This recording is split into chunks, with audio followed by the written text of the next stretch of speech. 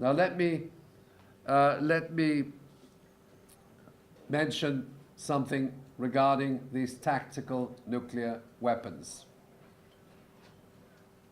And then I will flash back, but it's important to understand what a tactical nuclear weapon or a mini-nuke, which is now envisaged to be used against North Korea and Iran and various other countries, including Libya at one point, back in the 90s. Now, a mini-nuke is a relatively low-yield nuclear bomb compared to the Hiroshima bombs, to the larger bombs which have 100 times to 1,000 times the Hiroshima bomb. We're talking about explosive capacity yield between 1/3 and 12 times a Hiroshima bomb. Now these bombs are, and that's where it gets very diabolical, these bombs are bunker buster bombs. They explode underground. I checked the documents, and it's about 30 feet underground, and then it all goes up, you know, and produces a mushroom cloud. They have, as I said, the B-6111 bunker buster bomb has an explosive capacity between 1/3 and 6 times a Hiroshima bomb. In the matter of 7 seconds, 100,000 people perished in Hiroshima on the 6th of August, 1945. So that we're not talking about something which is, you know, trivial in terms of explosive capacity and killing capabilities. Yet, scientists on contract to the Pentagon have examined these bombs and have come to the conclusion, and I quote, "They are harmless to the surrounding civilian population because the explosion is underground," quote unquote.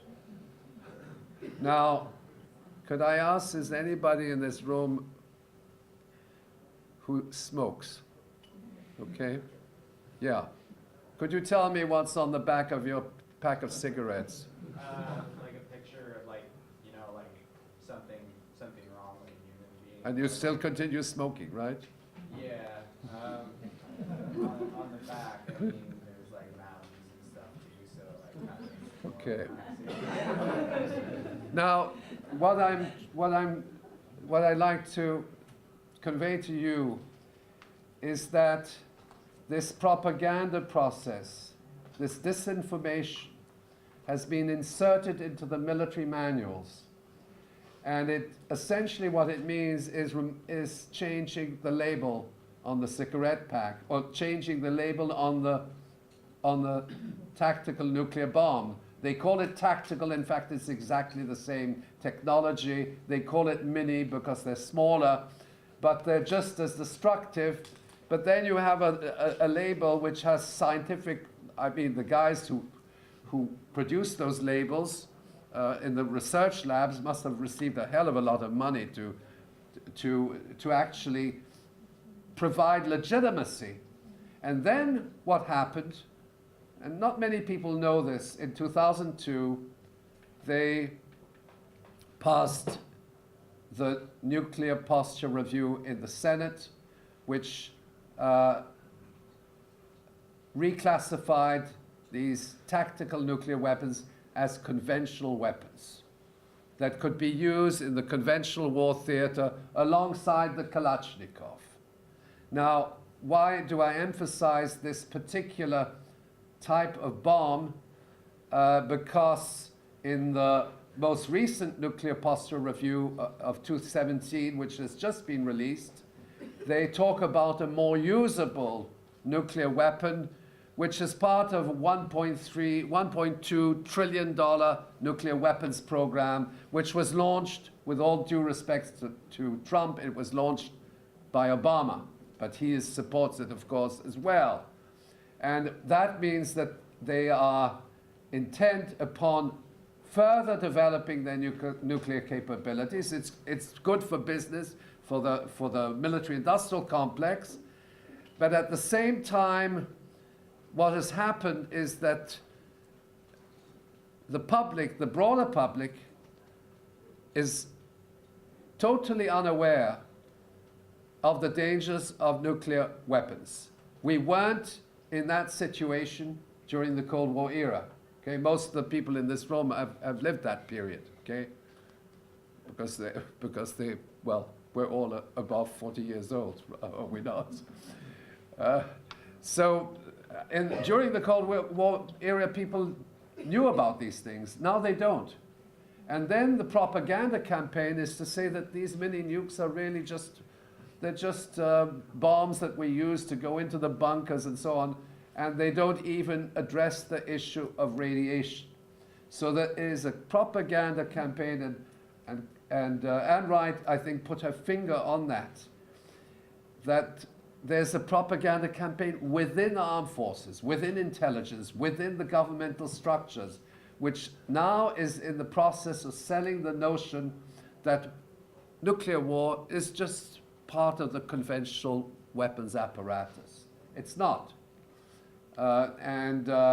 All the scientists which are associated with anti-war movements will confirm this.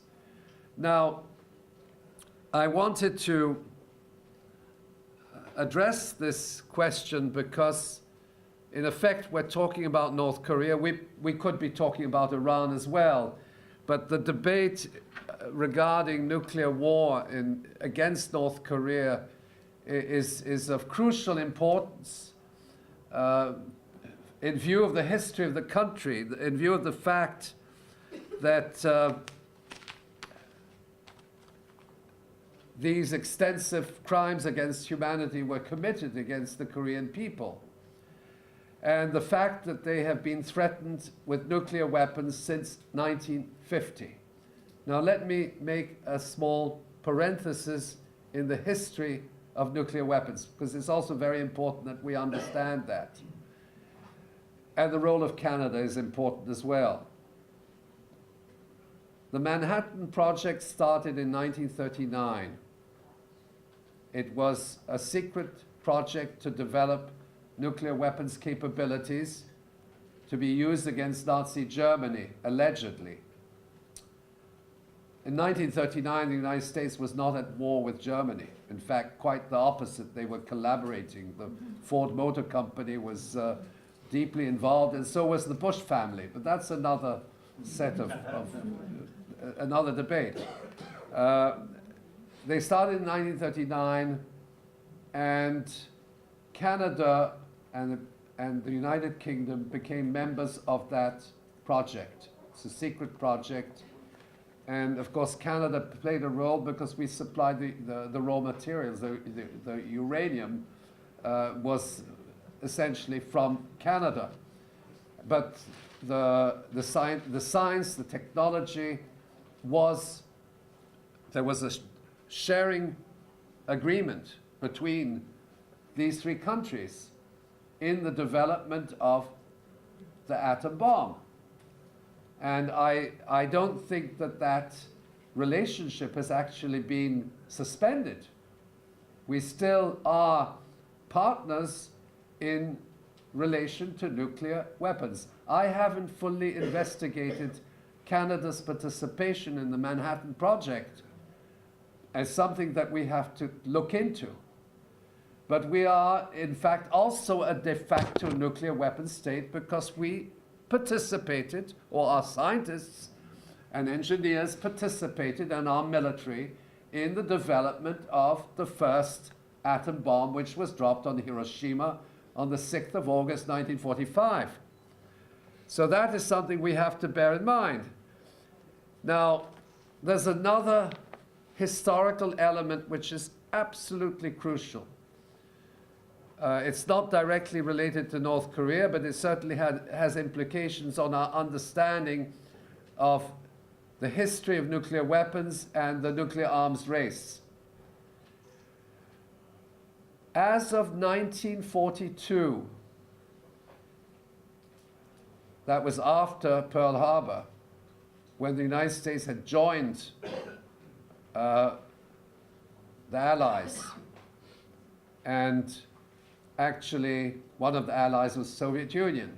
Okay? The Soviet Union and the United States were allies during World War II. But as of 1942, the Manhattan Project developed a plan to bomb 66 major cities of the Soviet Union, as well as with 204 atomic bombs. That project was first envisaged in 1942. It was released internally as a secret document on the 15th of September 1945, barely a month, well, a bit more than a month after Hiroshima and Nagasaki, and at the time when the Soviet Union and the United States were allies. Hiroshima is very important, of course, it's a landmark, but some analysts actually suggest that Hiroshima and Nagasaki were test cases for subsequent use of the atom bomb against the Soviet Union.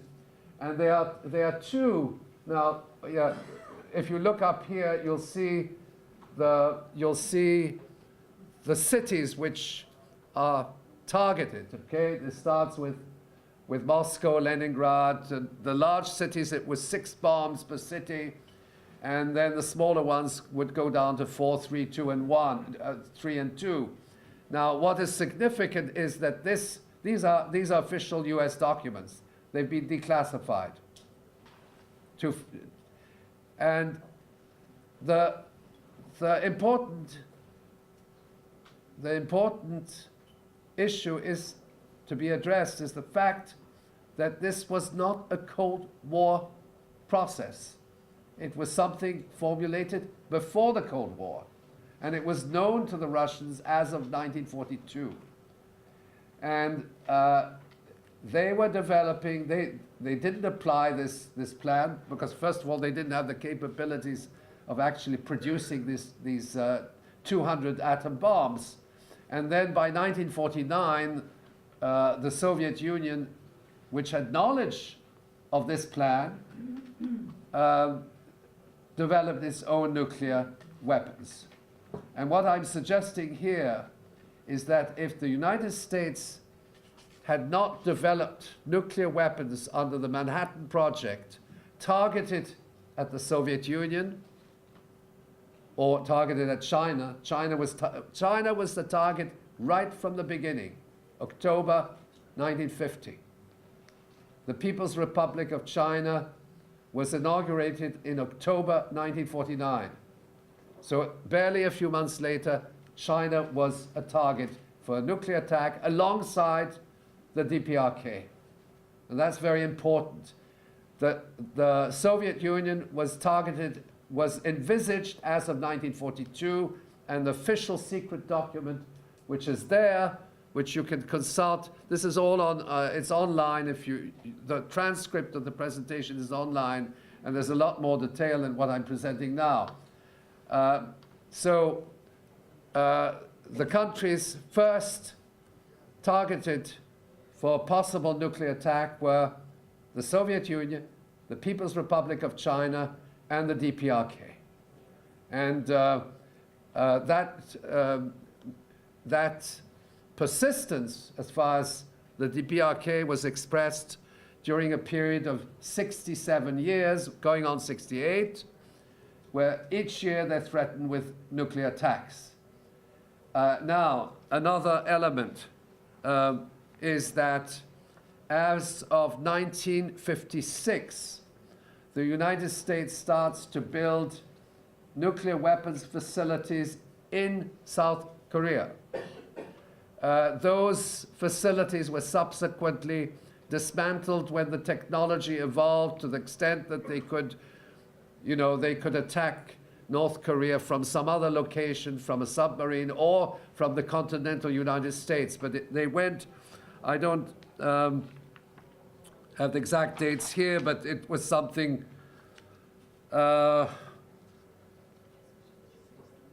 I think it went right through the 90s. Now, as far as South Korea, and this is not known either, South Korea was a nuclear weapons state.